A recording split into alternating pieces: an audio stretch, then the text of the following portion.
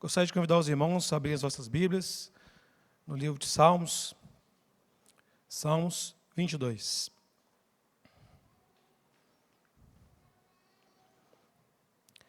Ao mestre de canto, segunda melodia, coça da manhã, Salmo de Davi. Deus meu, por que me desamparaste? Por que se acham longe de minha salvação as palavras do meu bramido? Deus meu, clamo de dia e não me respondes. Também de noite, porém, não tenho sossego. Contudo, tu és santo, entronizado entre os louvores em Israel. Nossos pais confiaram em ti, confiaram e os livraste.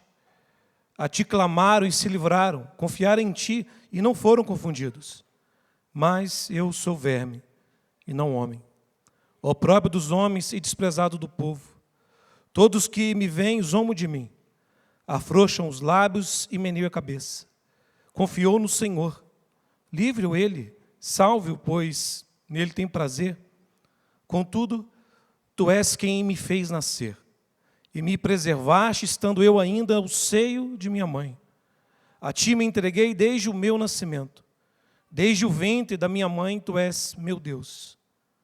Não te distancies de mim, porque a tribulação está próxima e não há quem me acuda. Muitos touros me cercam, fortes touros de Bazã me rodeiam. Contra mim abrem a boca, como faz o leão que despedaça e ruge. Derramei-me como água e todos os meus ossos se desconjuntaram. Meu coração faz-se como cera, derreteu-se dentro de mim. Secou-se o meu vigor como um caco de barro, e a língua se me apega ao céu da boca. Assim me deitas no pó da morte. Cães me cercam, uma sussa de malfeitores me rodeia, transpassaram-me as mãos e os pés. Posso contar todos os meus ossos, eles me estão olhando, encarando em mim. Repartem entre si as minhas vestes, e sobre a minha túnica deitam sortes. Tu, porém, Senhor, não te afastes de mim. Força minha, apressa-te em socorrer-me. Livra minha alma da espada e das presas do cão a minha vida. Salva-me das fauces do leão e dos chifres dos búfalos. Sim, tu me respondes. A meus irmãos declararei teu nome. Cantar-te-ei louvores no meio da congregação. Vós que temeis o Senhor, louvai-o. Glorificai vós todos, descendência de Jacó. Reverenciai vós todos, posteridade de Israel. Pois não desprezou, nem abominou a dor do aflito, nem ocultou dele o rosto, mas o ouviu quando ele gritou por socorro. De ti vem o meu louvor na grande congregação. Cumprirei os meus votos na presença dos que o temem. Os sofredores hão de comer e fartar-se. Louvarão o Senhor os que o buscam. Viva para sempre o vosso coração. Lembrar-se-ão do Senhor, e a ele se converterão os confins da terra. Perante ele se prostrarão todas as famílias das nações. Pois do Senhor é o reino, é ele quem governa as nações. Todos os opulentos da terra hão de comer e adorar, e todos que descem ao pó se prostrarão perante ele, até aquele que não pode preservar a própria vida. A posteridade o servirá. Falar-se-á do Senhor a geração vindoura, hão de vir anunciar a justiça dele ao povo que há de nascer. Contarão que foi ele e quem o fez. Oremos. Deus poderoso, te agradecemos, Pai, por essa noite, pela honra e o privilégio de estarmos aqui, Senhor, nesse local de adoração, a honra e o privilégio de ter adorado o teu santo nome até aqui.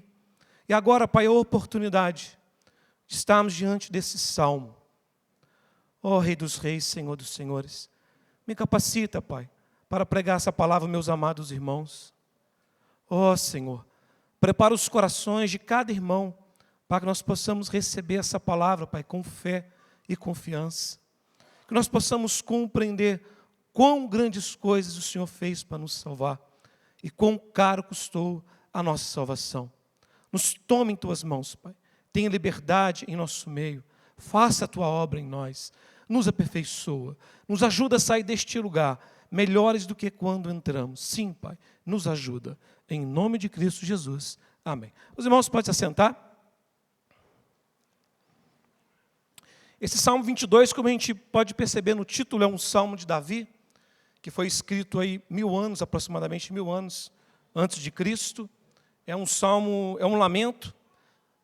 Provavelmente Davi estava passando aqui por uma dura perseguição. Quem sabe foi a perseguição do seu filho Absalão, ou alguma perseguição de Saul. O certo é que ele estava passando por uma grande aflição, um grande sofrimento, uma grande angústia. Ele se via sem saída. E nessa angústia ele orou ao Senhor. E a impressão que ele teve é que o Senhor ele não ouviu sua oração ou não respondeu. Ele passando por aquela luta, por aquela angústia, orava ao Senhor e parece que o Senhor estava surdo para a oração dele. Nos versos 1 e 2 a gente vê esse lamento, e essa sensação de abandono, essa sensação que o Senhor não está ouvindo. Quando a gente vai para o verso 3 a 5, mesmo ele estando nessa situação onde ele está passando essa angústia, essa luta, esse sofrimento, ele se vê nessa situação difícil, e parece que o Senhor não responde a oração. Mesmo assim, ele permanece confiando no Senhor.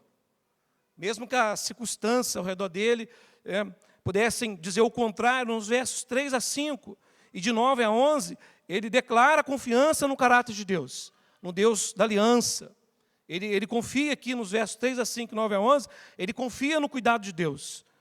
Mas nos versos 6 a 8 e de 12 a 18, vai ser descrito como esse sofrimento era extremo. E acompanhado com esse sofrimento, a zombaria das pessoas. Somado essa angústia e sofrimento, então ele estava ali cercado de inimigos, zombaria, mas mesmo assim, ele permanece confiando no Senhor. Nos versos 19 a 21, ele continua confiando e clamando a quem poderia ajudá-lo. Ainda que parecesse que Deus não estava ouvindo ele, mas ele preferia confiar na aliança. Em vez de analisar somente a circunstância dele, ele pensou como que Deus agiu com o povo dele na história. Ele entendeu isso, que Deus nunca abandonou o povo dele. Será que ele seria o primeiro que seria abandonado? Ele não analisou a circunstância sem levar em consideração o que Deus fez na história, mas ele olhou para a história.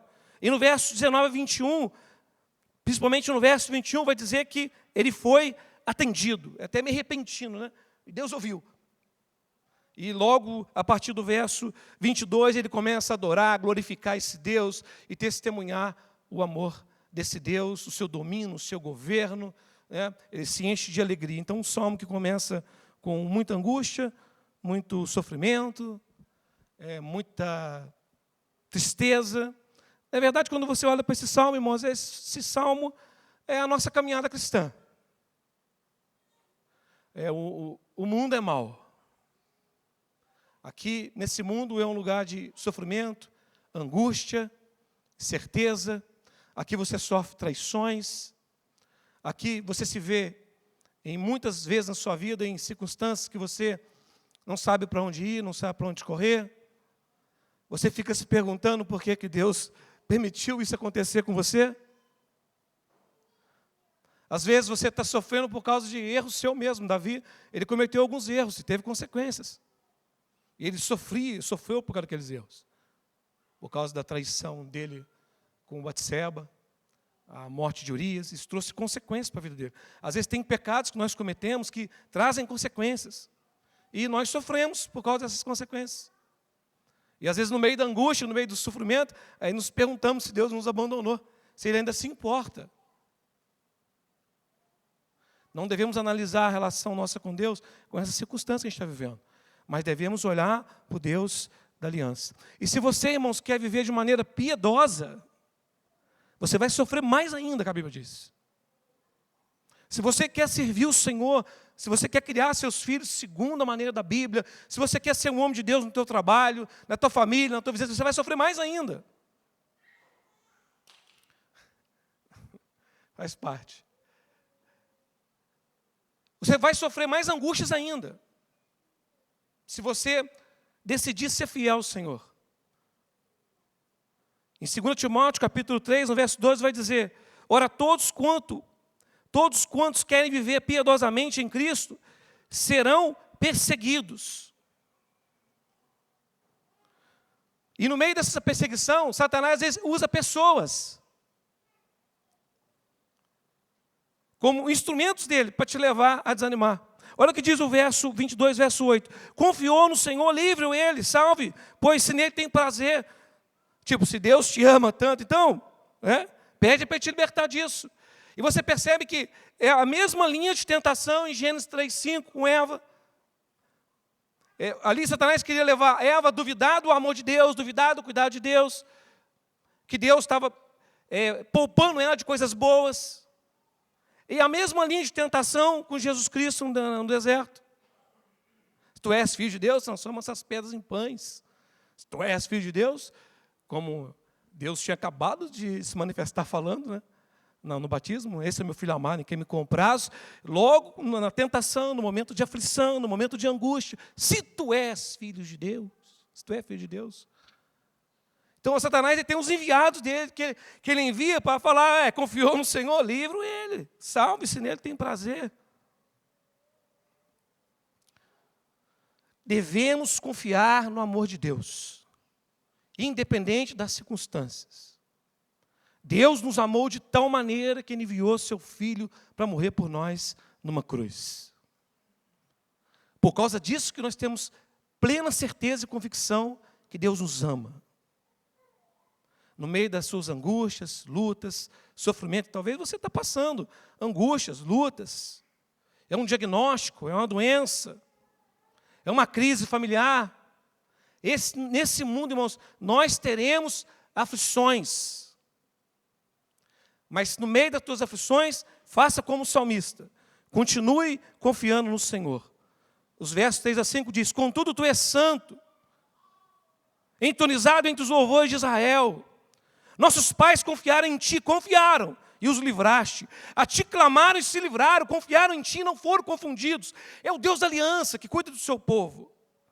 No verso 9 a 10 ele diz, contudo, tu és quem me faz nascer e me preservaste, estando eu ainda no seio da minha mãe. Olha o cuidado de Deus. Começou antes de nascer.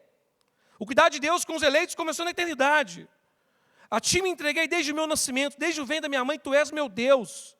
No verso 19, tu, porém, Senhor, não te afaste de mim, força minha, apressa-te em me socorrer. Ou seja, ele continua esperando no Senhor, porque sabe que é do Senhor que vai vir ajuda, vai vir um socorro, porque ninguém mais que o Senhor nos ama, ninguém nos ama mais que o Senhor. Pode uma mãe abandonar o filho, mas o Senhor nunca vai abandonar os seus. Ninguém nos ama mais do que o Senhor. Ninguém tem um amor perfeito por nós maior do que o Senhor.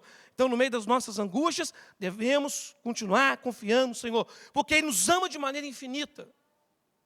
E no verso 28 diz, pois do Senhor é o reino, é Ele quem governa as nações. Além de nos amar, é onipotente. Tem poder para fazer o que quer. No meio das nossas angústias, devemos continuar confiando no Senhor. Ainda que esse salmo, ele de fato, ele fale dos sofrimentos do salmista aqui, de Davi, ainda que esse salmo, ele fale dos nossos sofrimentos, nós sabemos, à luz do Novo Testamento, que esse salmo, ele aponta, ele está falando de um sofrimento muito maior do que o do salmista. E muito maior do que o nosso próprio sofrimento. O Espírito Santo, pela boca de Davi, está trazendo detalhes. Ele está mostrando, sinalizando o momento mais importante das Escrituras. O Salmo 22 está apontando para o momento mais importante da história humana. É isso que ele está descrevendo. Davi mesmo não compreendia o que ele estava escrevendo aqui. Mas o Espírito Santo, pela boca dele, estava falando de um acontecimento futuro, grandioso.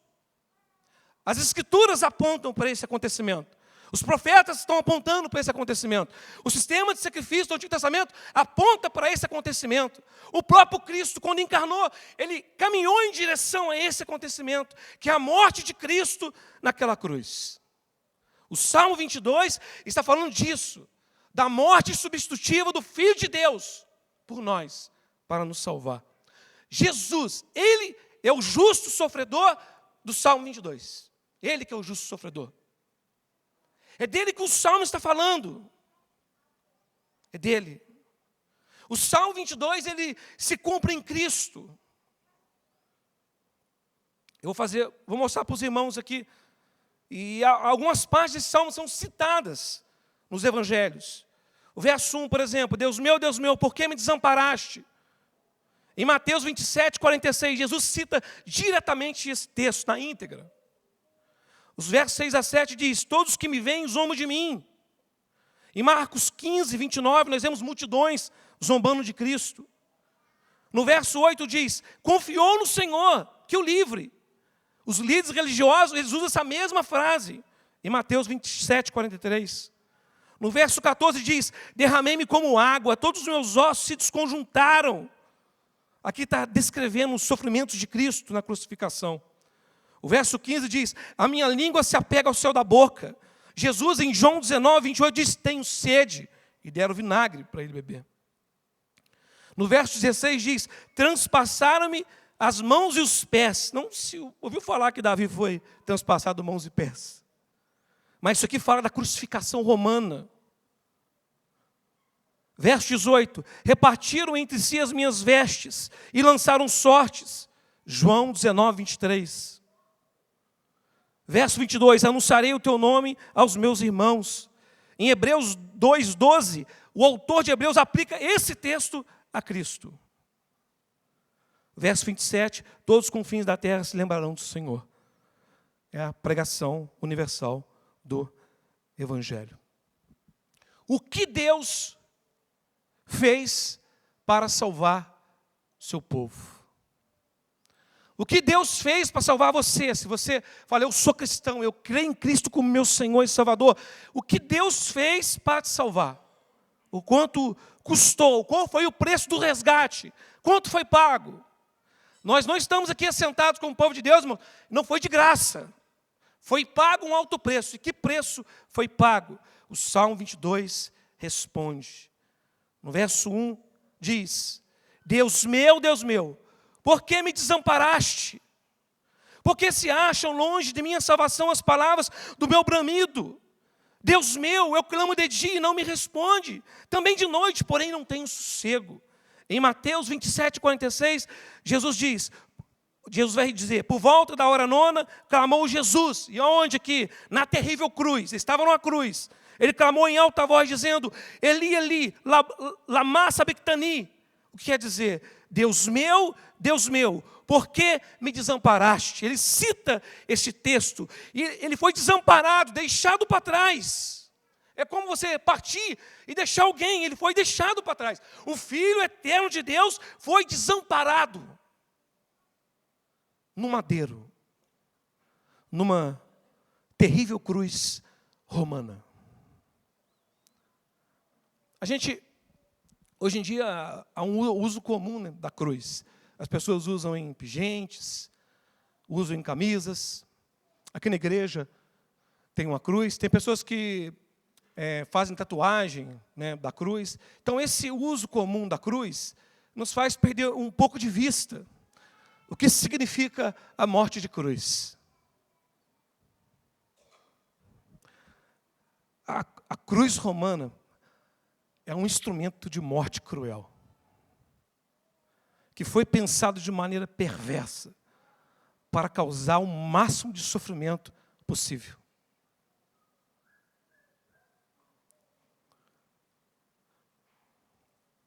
Cícero, um famoso político, filósofo e orador romano, diz: a própria palavra da cruz deve ser mantida longe, não apenas do corpo dos cidadãos romanos, mas também de seus pensamentos, olhos e ouvidos. Pró Rabiro 16, em defesa de Rabiro, acusado de autotraição. Se isso está querendo dizer que a cruz é uma maneira de execução tão cruel, tão bruto, que um romano jamais deveria morrer desse jeito. Isso deve ser destinado para os estrangeiros, não para romano. Porque é algo muito cruel, extremamente cruel, humilhante, vergonhoso.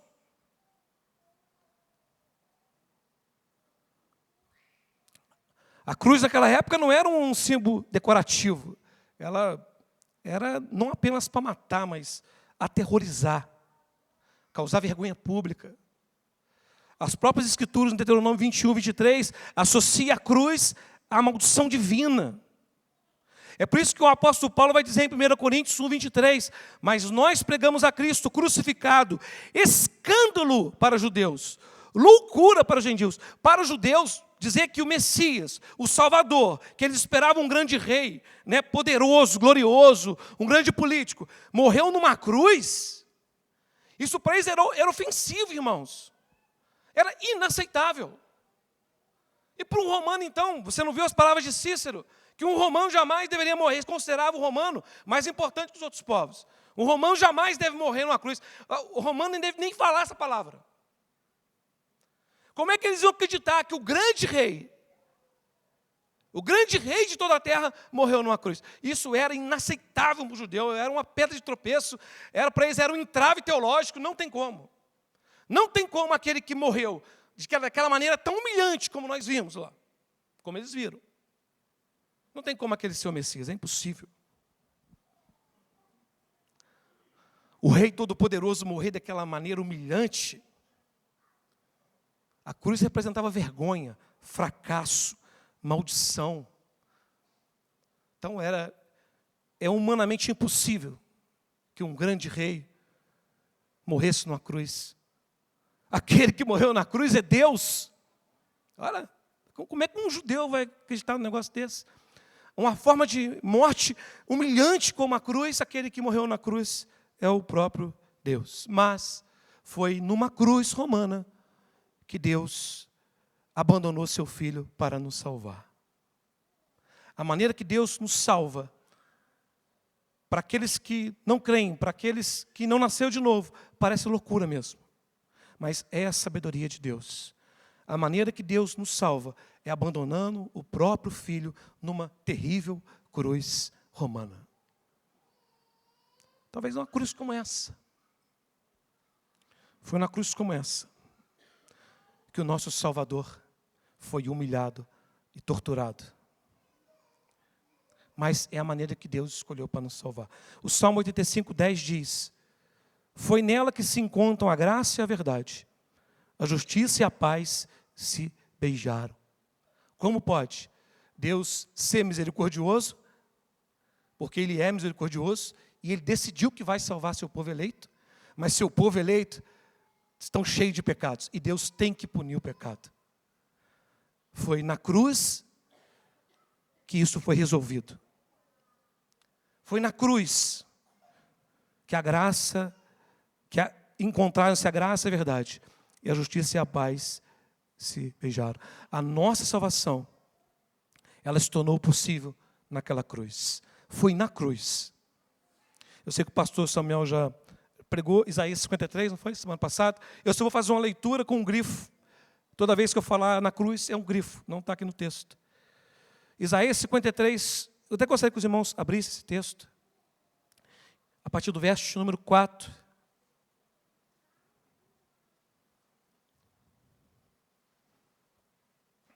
Isaías 53, verso número 4.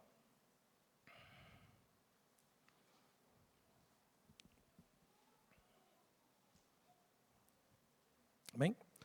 Diz assim a palavra do Senhor: certamente, na cruz, Ele tomou sobre si as nossas enfermidades, e as nossas dores levou sobre si, e nós o reputávamos por aflito, ferido de Deus e oprimido, mas na cruz, Ele foi transpassado pelas nossas transgressões, e na cruz, Ele foi moído pelas nossas iniquidades. O castigo que nos traz a paz estava sobre Ele naquela cruz. E pelas suas pisaduras fomos sarados naquela cruz. Todos nós andávamos desgarrados como ovelhas. Cada um se desviava pelo caminho, mas o Senhor fez cair sobre Ele naquela cruz a iniquidade de todos nós.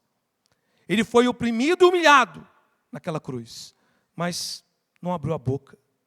Como cordeiro foi levado ao matador e como ovelha muda perante os seus tosqueadores. Ele não abriu a boca, todavia ao Senhor agradou moê-lo naquela cruz, fazendo enfermar, quando der ele a sua alma como oferta pelo pecado. Verá a sua posteridade e prolongará os seus dias, e a vontade do Senhor prosperará nas suas mãos.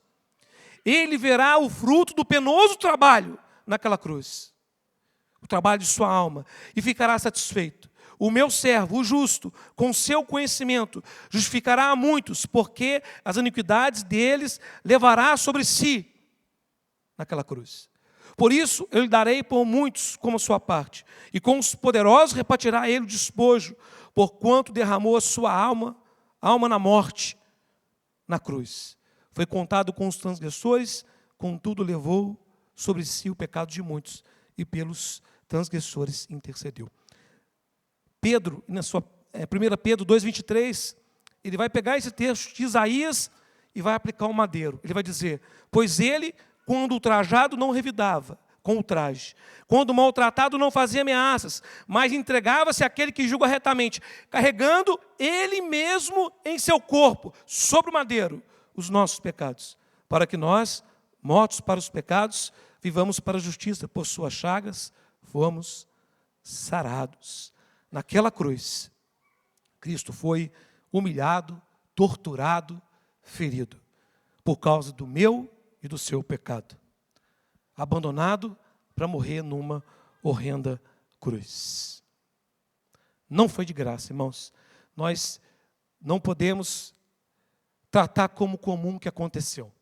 Nós temos que nos espantar que Deus nos amou dessa maneira. O Salmo 22, verso 14, gostaria que os irmãos acompanhassem.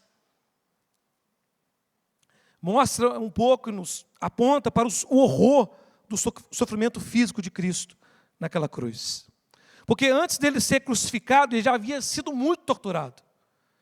Ele já havia sido chicoteado com um flagelo romano, que era tipo um chicote com pedaços de madeira e várias tiras de couro com pedaços de metal e osso. Cícero vai dizer que esse chicote costumava deixar até órgãos expostos. Ele já havia sido duramente castigado. Ele passou por uma procissão do horror, sendo torturado, humilhado, cuspido, carregando a madeira na qual ele ia ser crucificado. Já tinham colocado uma coroa de espinho na cabeça dele, com espinhos que devem ter perfurado até o crânio. É nesse estado que ele vai ser crucificado. Uma cruz como essa aqui. O Salmo 22, 14 diz, derramei-me como água.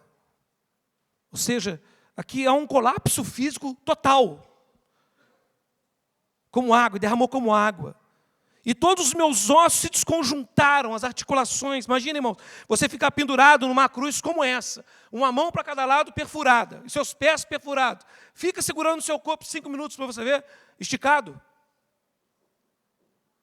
Imagina a dor de um corpo que já foi flagelado, todo ferido, machucado. Por isso que há um colapso, se derramou como água, é verdade. Ainda no verso 14, meu coração fez-se como cera, derreteu-se dentro de mim, toda a força se foi, interna, externa, tudo, um colapso, esgotamento total. Secou-se o meu vigor como um caco de barro, a minha língua se apega ao céu da boca. Irmãos, aqui está falando de desidratação extrema, sede extrema. E para se cumprir o Salmo 69, 21, em Mateus 27, 48, vai dizer que eles deram vinagre para ele. No momento de sede extrema, eles dão um vinagre naquela cruz. Assim me deitas no pó da morte. Cães me cercam. Uma susta de malfeitores me rodeia. Transpassaram em mãos e pés. Posso contar todos os meus ossos. Eles me estão olhando, encarando em mim a morte vindo de maneira lenta. Asfixia, exaustão, choque. Era assim que as pessoas morriam.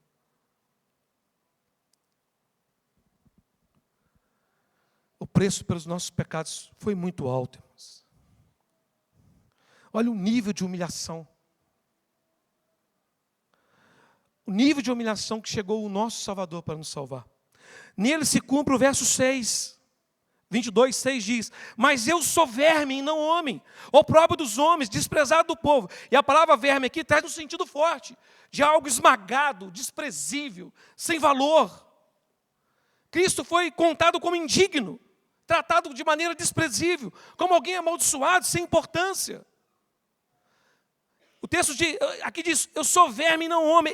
Ele é tratado como se nem homem fosse.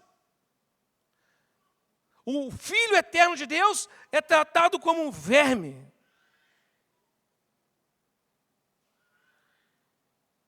Em Isaías 41:14 diz: não temas, ó vermezinho de Jacó, povozinho de Israel, eu te ajudo, diz o Senhor, o teu Redentor, o Santo de Israel. O Filho eterno de Deus foi tratado como um verme. Para nós que somos o vermezinho de Jacó, fôssemos tratados como filhos. O nosso Redentor, irmãos, pagou um preço muito caro. Pense no horror da exposição pública. Não era só execução, só dor. Era exposição pública à vergonha.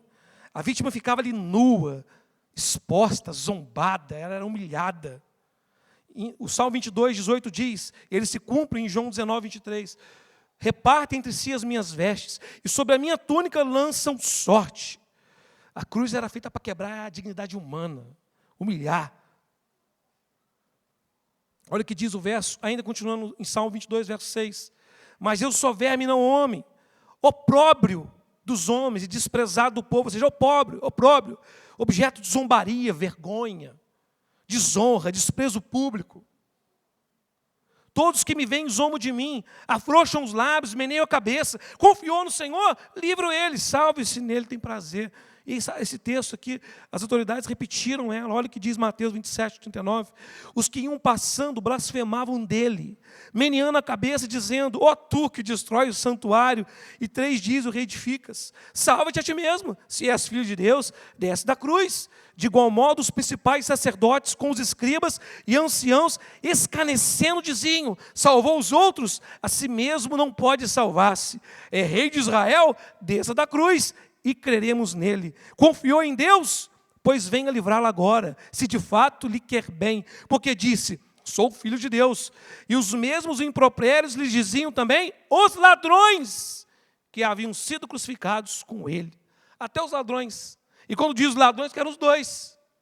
Um ladrão que seria salvo por ele, estava ali zombando dele. Como muitas pessoas que estavam lá, que podem ter sido salvos por ele, zombando e rindo dele. Eles zombavam, enquanto a vida dele era despedaçada naquela cruz. O Rei do Universo, sendo tratado como o pior dos criminosos. Irmãos, nós não podemos deixar de nos assombrar com isso. Com o preço que Deus pagou para poder nos salvar. Não é uma historinha bonita, é uma história triste, de muito sofrimento. O resultado dessa história é muito feliz, mas o processo foi de muito sofrimento. E somado a tudo isso, e o pior de todo o sofrimento de Cristo naquela cruz, nós não temos palavra para descrever, porque nós nem sabemos. O que significa dizer que a terrível ira de Deus eterna foi derramada em cima dele naquela cruz? O que significa isso? Que tipo de sofrimento foi esse? Até qual nível? Nós não sabemos. Porque até aqui nós descrevemos elementos da crucificação. Outras pessoas morriam por crucificação. Então nós temos alguns elementos aqui no texto. Mas o que significa dizer que a terrível ira de Deus foi lançada em cima dele? O que significa dizer isso? Que sofrimento é esse? Que angústia foi essa? Que dor foi essa? Nós não sabemos. Ele diz: Deus meu, por que me desamparaste? O Filho eterno de Deus, que nunca pecou, nunca desobedeceu o Pai, sempre fez a vontade do Pai, foi tratado como inimigo porque carregava os nossos pecados. Em Isaías 53:6 diz: mas o Senhor fez cair sobre ele a iniquidade de todos nós, a minha, a sua, todos nós. Em 2 Coríntios 5, 21 diz, aquele que não conheceu o pecado, ele o fez pecado por nós, para que nele fôssemos feitos justiça de Deus. Cristo foi tratado como inimigo, para que nós pudéssemos ser tratados como filhos. Isso foi o que Cristo fez para nos salvar, irmãos. Em Hebreus 2,10, o texto diz, porque convinha que aquele por cuja causa e por quem todas as coisas existem, conduzindo muitos filhos à glória, aperfeiçoasse, por meio do sofrimento, o autor da salvação deles.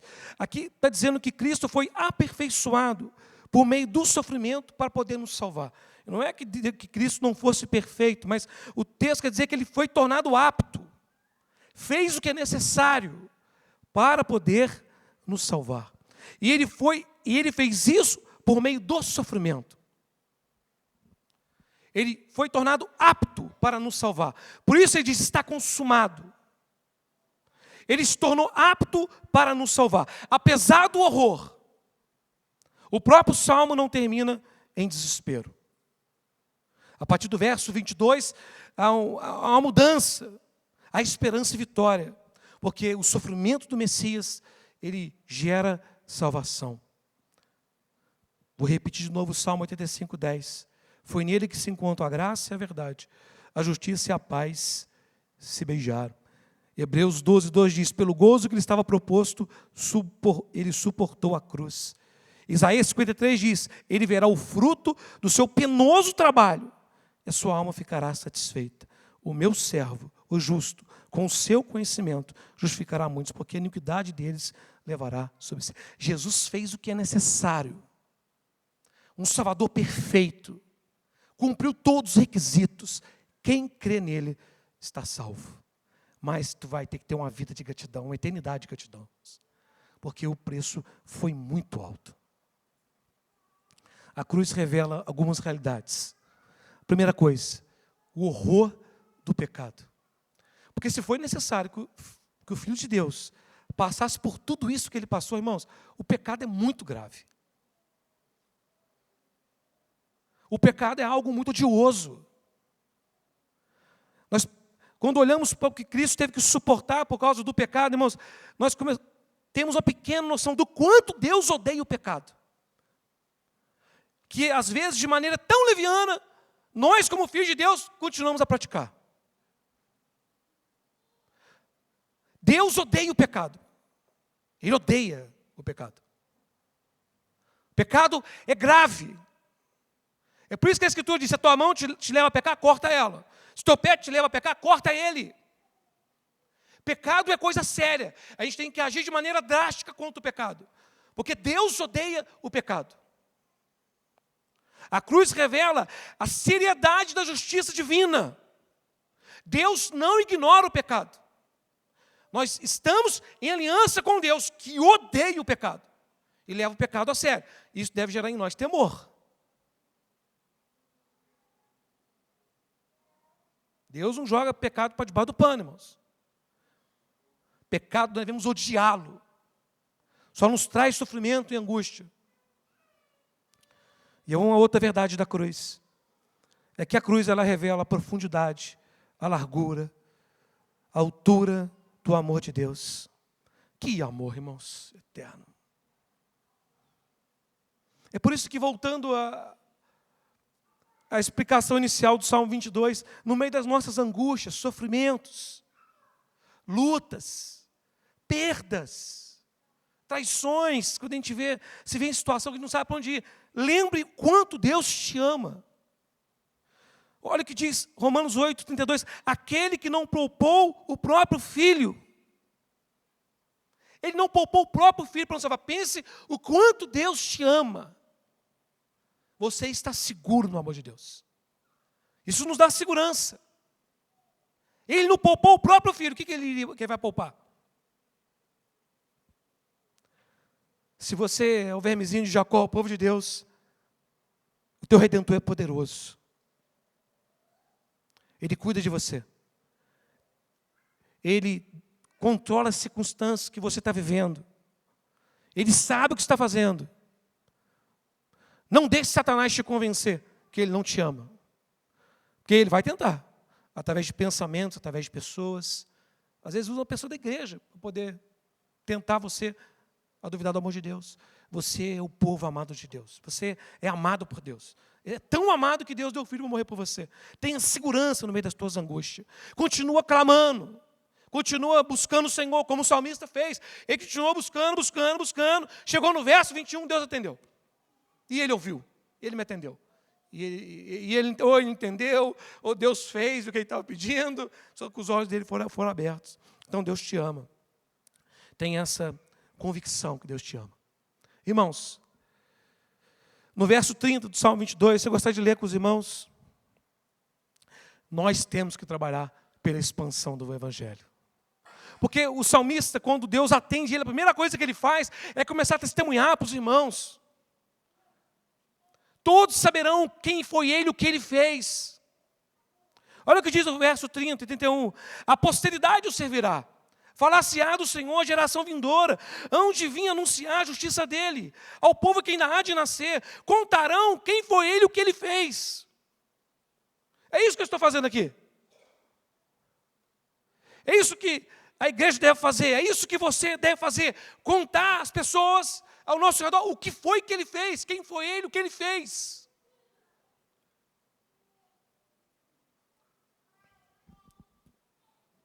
Na verdade, nós até precisamos uns dos outros. Que às vezes a gente está no meio da angústia, no meio da luta, e a gente está sendo tentado pelo diabo, que Deus não nos ama. Aí você vem na igreja, tem comunhão, o irmão vem e traz uma palavra para você. Talvez ele compartilhe uma luta com você, e naquele momento Deus traz uma resposta, e você lembra quem é o Senhor e o que Ele fez para te salvar. A gente precisa de comunhão, mas nós precisamos trabalhar, irmãos, pelo Evangelho. A nossa missão nesse mundo é ir por todo mundo e pregar o Evangelho. É Mateus 28, 18. Jesus, aproximando-se, falou-lhes dizendo: toda autoridade me foi dada no céu e na terra. Ide, portanto, fazei discípulos de todas as nações, batizando-os em nome do Pai, do Filho e do Espírito Santo, ensinando a guardar todas as coisas que vos tenho ordenado. E eis que estou convosco todos os dias, até a consumação dos séculos. E nós devemos gastar a nossa vida testemunhando para o mundo ao nosso redor quem é Jesus, o que Ele fez. Devemos investir a nossa vida, investir os nossos recursos, investir os nossos dons na expansão do Evangelho. E se você não está fazendo isso, você está desobedecendo o ID, você está gastando a sua vida inutilmente. Está gastando inutilmente. Essa palavra pode entrar no ouvido e sair no outro. Mas se você não está investindo no Evangelho, se você não está trabalhando para o Evangelho, se a causa do Evangelho não te causa, nem tira o seu sono, nem te faz dormir menos ou mais, você está dormindo. Você está gastando a sua vida inutilmente. Devemos trabalhar pelo Evangelho. Olha o que Cristo fez por nós.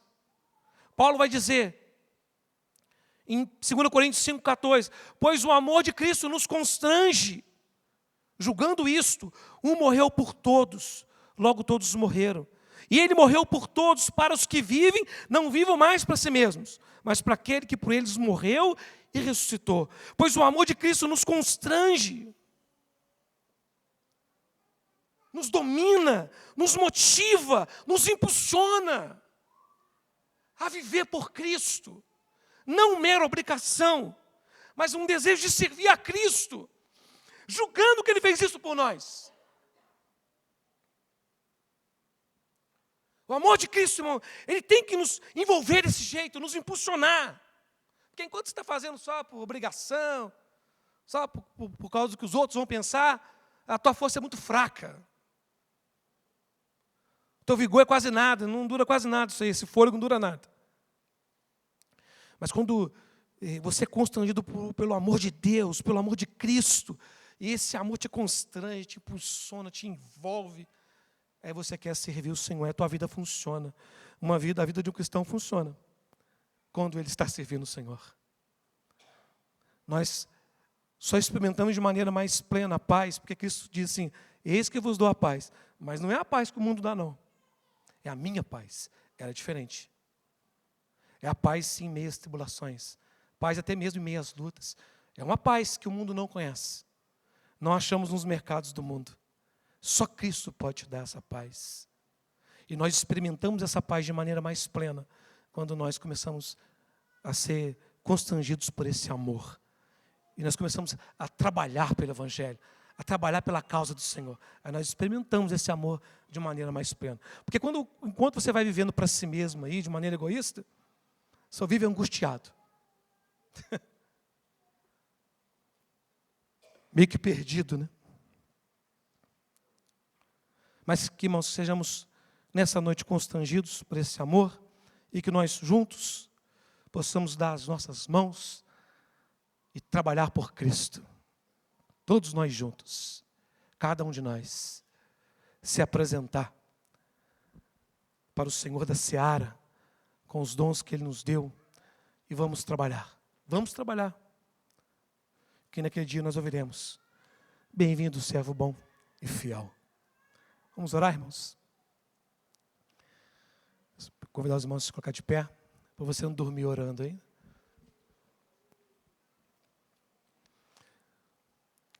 Depois da oração, o grupo de louvor estará nos conduzindo em adoração ao Senhor.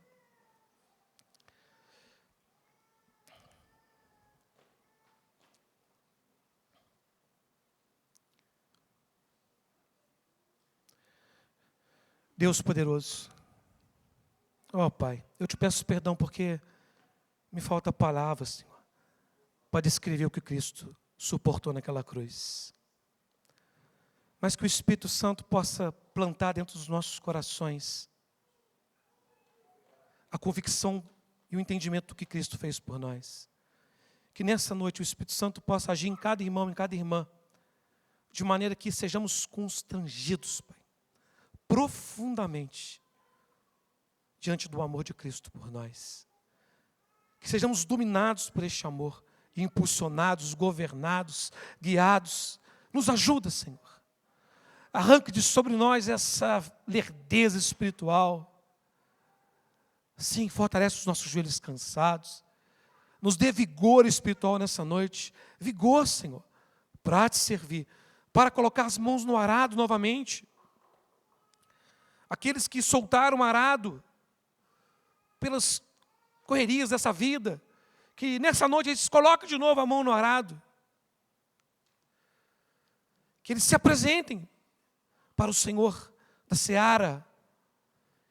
Que cada um de nós nessa noite compreenda que nós somos o povo de Deus, nós estamos nesse mundo para servir o nosso Deus. Nos ajuda a compreender, Senhor.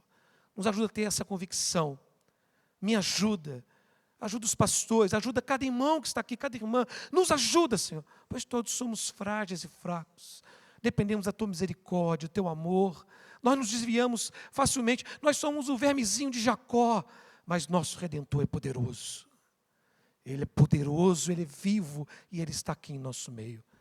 E é a Ele que nós vamos adorar neste momento. Em nome de Cristo Jesus. Amém.